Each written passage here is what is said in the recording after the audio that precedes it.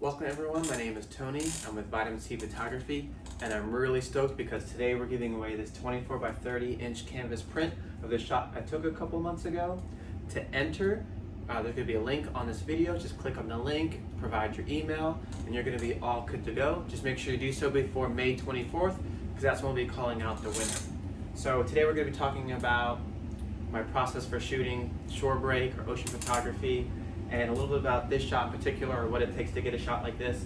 So we have to first talk about the equipment. I shoot with, my camera that I shoot with is this Nikon D850. I absolutely love it. It gives a super crisp shot. You have to make sure your settings are dialed in, but if you do, man, it's gonna be really good.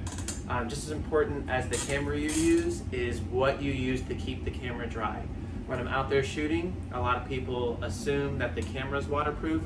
This is probably the least waterproof piece of equipment that I own.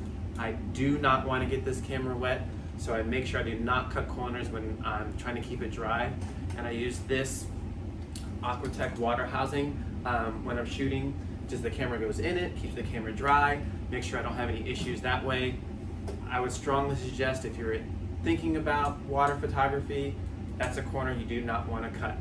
Another thing I take into the water with me is this ankle bracelet. It's a shark band. I just attach it to my ankle. It sends a magnetic pulse and it deters sharks. I don't know if this thing really works, but I can tell you it doesn't not work. I've never been bitten by a shark before. Florida's the shark capital of the world.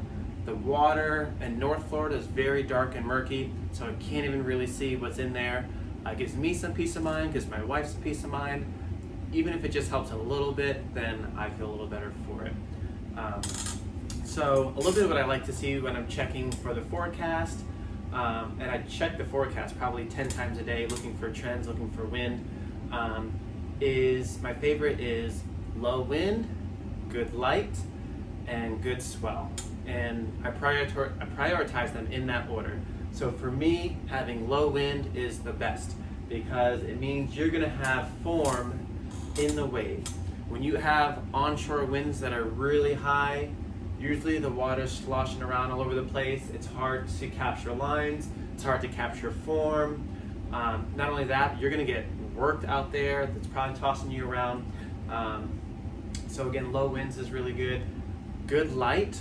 There's a lot of apps out there that will predict the light quality. And for me as a photographer, light quality also is color. So you might notice there's some sunrises where the sky is like red, purple, blue. For me, I love that, and that's definitely what I'm looking for when I'm checking the weather.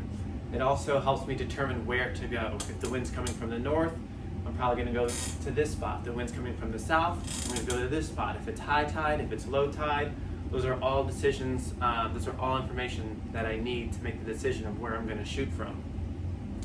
So usually, I think people love shooting barrels, and I'm not an exception to that. So I'm always looking for the barrel shot, to where the water comes all the way over. You just get in that tight little barrel, and you clip. But actually, my best shots are not barrels at all. This shot right here, obviously, you can see the water starting to loop over here, but I really, really love just the two-tone color that this wave produced. This water detail, I love that kind of stuff. But then it's still kind of smooth and glassy here for part of the wave. So that's why this shot's probably my favorite. You don't need to have a big wave to make it look big. So it just needs to be bigger than this lens. So the lens is pretty small. So the wave just has to, even to get a barrel, it just has to wrap around the lens. So again, you don't need a big swell day to create something special. And that's why for me, wind is the most important thing. So that's a little bit about my process and what I like to see. Just remember, to recap, to enter for this print, just click on the link provided, enter your email, you'll be good to go. Remember, you have till May 24th, and good luck. And if you're from the Jacksonville area, hopefully I see you out in the water. Bye-bye, guys.